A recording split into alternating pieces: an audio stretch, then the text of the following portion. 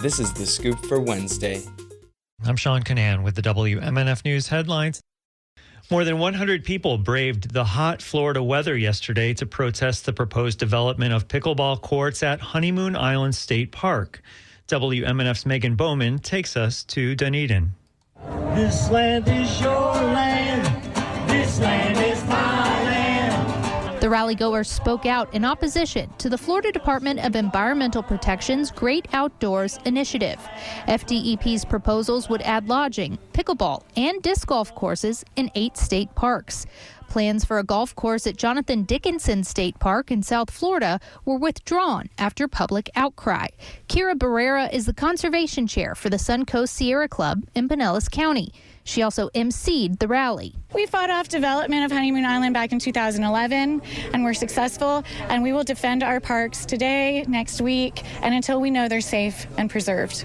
Over a decade ago, more than 1,000 people showed up to a hearing in Dunedin to oppose FDEP's proposal for a private company to build and operate a campground at Honeymoon Island.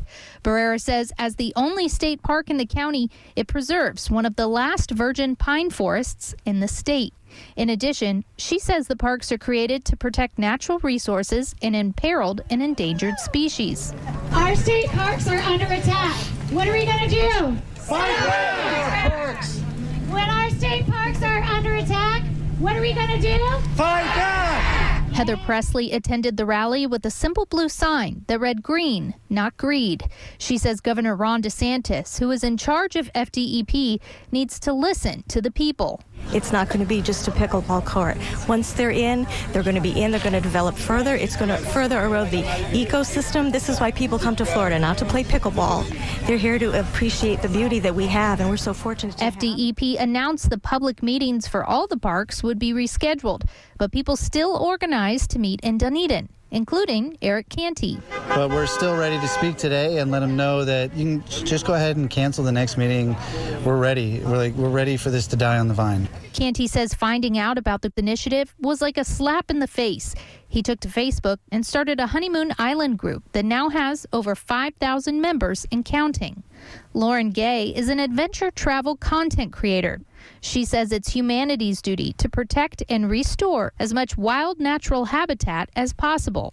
And it seems to me that the FDEP has somehow forgotten that the P is for protection, not profit. Gay says people need to hold state leadership accountable to protect the parks and limit unnecessary development. We will not stand down, and we will not shut up. Keep Florida wild. Keep Florida wild. Keep Florida wild.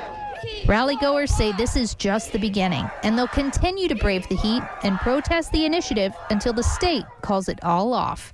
Megan Bowman, WMNF News in Dunedin. Getting an emotional support animal on a Hillsborough County public school campus may become more difficult. WMNF's Chris Young reports on a new proposal discussed at a school board workshop.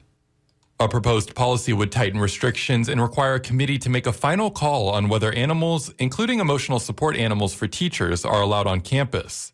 Ken Hart with Hillsborough County Public Schools introduced the proposal.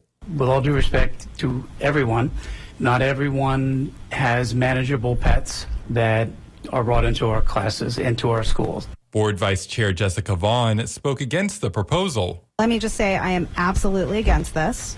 I think disassociating the emotional effects that animals have in the classroom, especially for our ESE kids who respond extremely well to animals in the classroom, is problematic. Board member Patty Rendon criticized the lack of time frames for the review process for animals in schools. The Hillsborough County School Board will hold a meeting September 5th, which is listed as their final public hearing on the budget. Chris Young, WMNF News.